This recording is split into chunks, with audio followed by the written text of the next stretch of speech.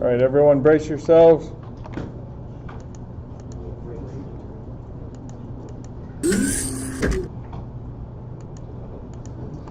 Does everyone have land school? Yeah. All right. We're going to include F-stream along with IO-stream. F-stream is file stream for handling files. And we also want to include stream.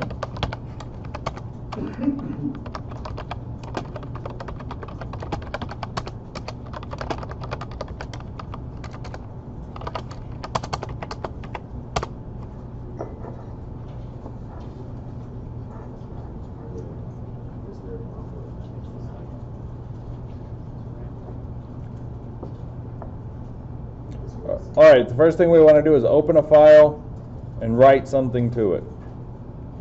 If you don't know, you've got basically two different types of files across all programming. One is a text file. That's where the data is stored as ASCII characters. That's something you could open up in Notepad and read. Even if it's gibberish, it can still be a text file. All right, all your HTML, your header files, things like that are saved as text files. The other type of file is a binary file. Everything in a binary file is ones and zeros, effectively.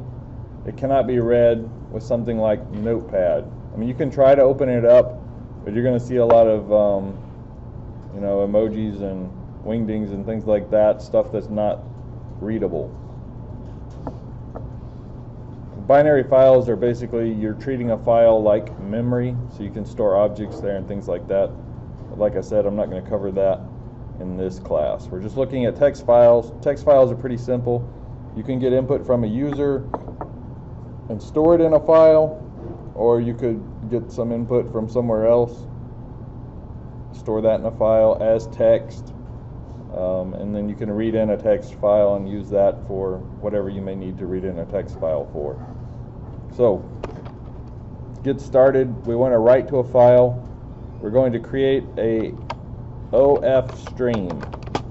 That's an output file stream, and we'll just call it out.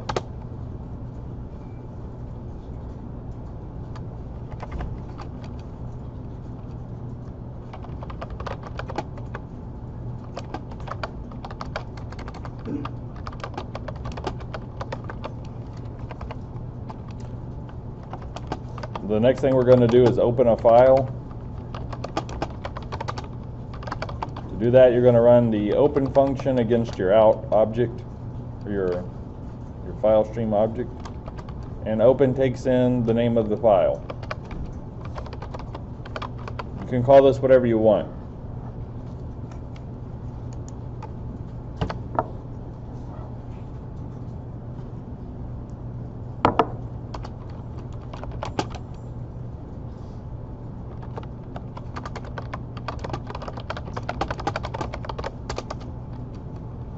All right, to write to the file, we're going to basically do it the same way that you use cout.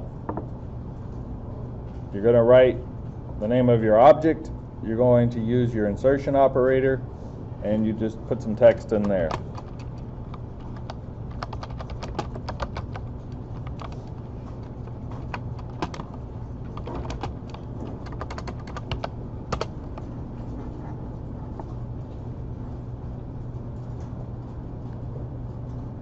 And then you close your file.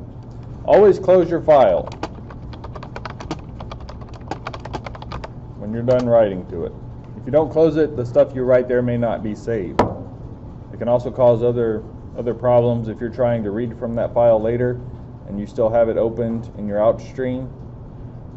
Or if you try to reopen it and it's already open, you may get some errors there, some other problems. But once you're done with a file, always close it.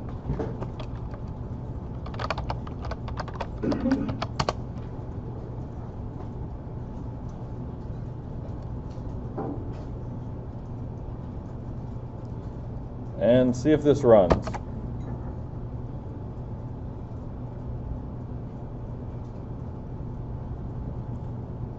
Looks like it compiles. Did it create a file. Did it write to a file? If this file does not exist, it will create one. If it does exist, it will open the one that does exist. So you can right click on your project over here and go down to the next to last option. It says Open Folder in File Explorer. When you do that, you should see your file has been created right there in the root of your project.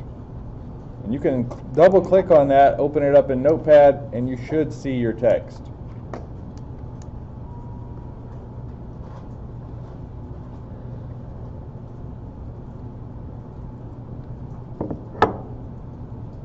Any questions so far?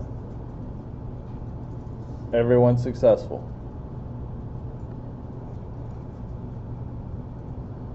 This is really good. Next, if we continue to run this program, it opens the file every time and it writes this in there, and it will overwrite everything that is already in that file. Okay, and that could be good and could be bad. So if you're wanting it to overwrite everything, if you're going to replace everything in that file, you would do it just like this.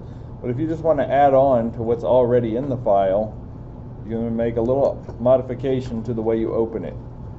You're going to come up here and put a comma, type iOS scope resolution operator APP. Alright, and this stands for append.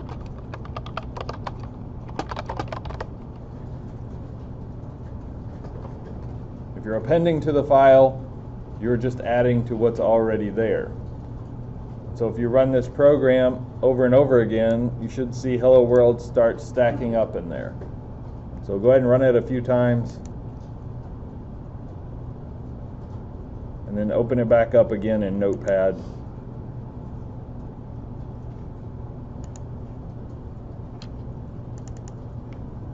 And you should see something like this.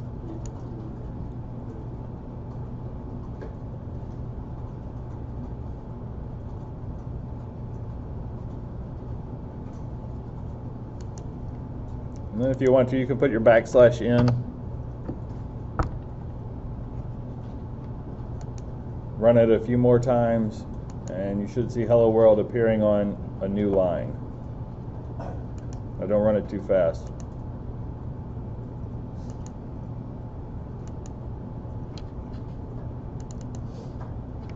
Should be something like this now.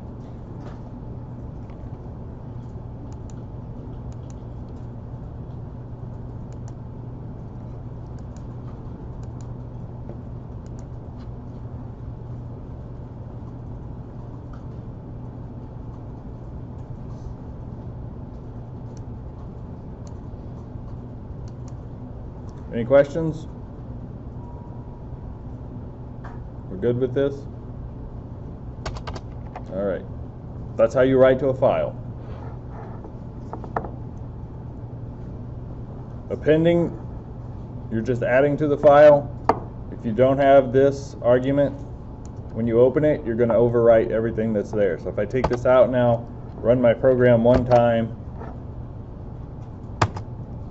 and then open this guy up again in Notepad, everything I had before is gone. So understand the difference between writing and appending.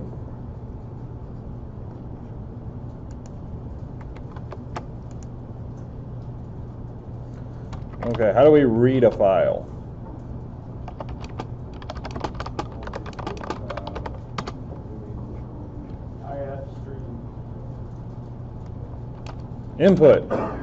Input file stream.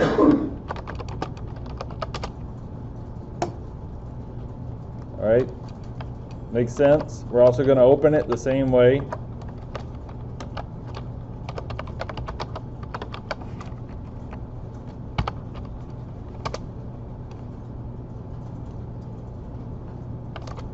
Now, when you read a file, there's a little cursor inside that file that keeps track of what's been read and what has not, and it has some position, and this is not something you will see. This is just something going on behind the scenes in the memory. Okay, so if there are multiple lines, you can read in a line, that cursor is going to drop down to the next line and continue reading the file that way. So normally what you'll do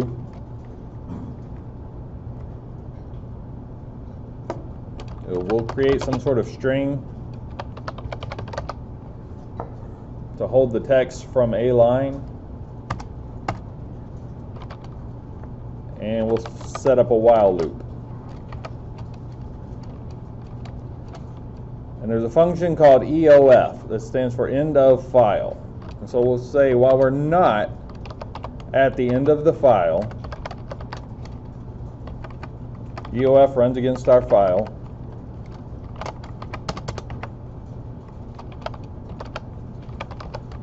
Get line, we're going to use in instead of cin, and then we put our buffer. So get line will get a line from the file, and it stores it in our string buffer. And then if you want to, you could cout buffer.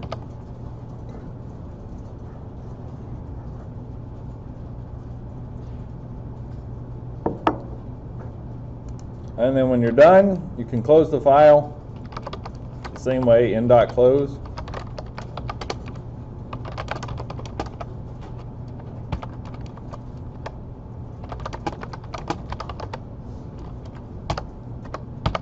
Put a little message there so you know it closed and it finished reading everything in.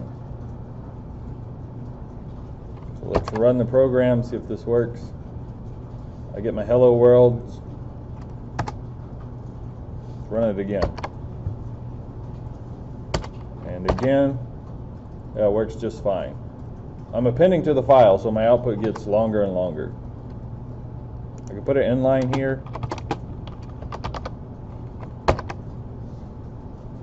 Make it look a little more legible.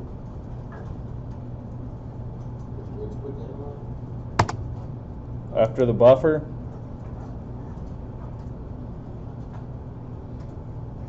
So running the program, you should get this output, and then if you open it up again in Notepad, you should see a similar output. If you're appending, this file is going to get longer and longer every time you run the program. And what happens in the while loop? What happens in the while loop? In the while loop, every time this loop runs, it checks to see if that cursor, that invisible cursor back there, has reached the end of the file. Oh. When it has, it's going to kill the loop. But until then, it's going to get a line from the file. So the first time through, it just pulls the first line from the file. It stores that in our string buffer. And we can use cout to show whatever has been read in from that line of the file. Then it loops, goes back around, and gets the next line in the file. Spits that out, and it continues this process until it reaches the end of the file.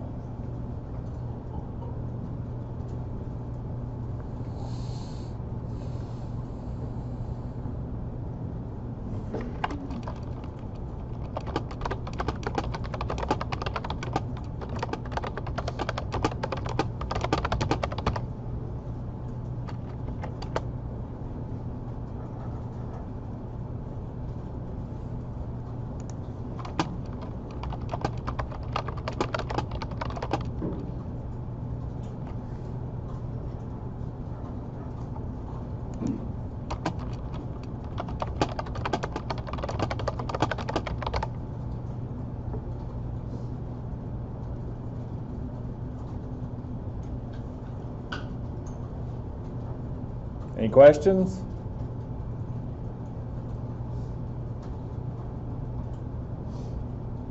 Everybody's got it.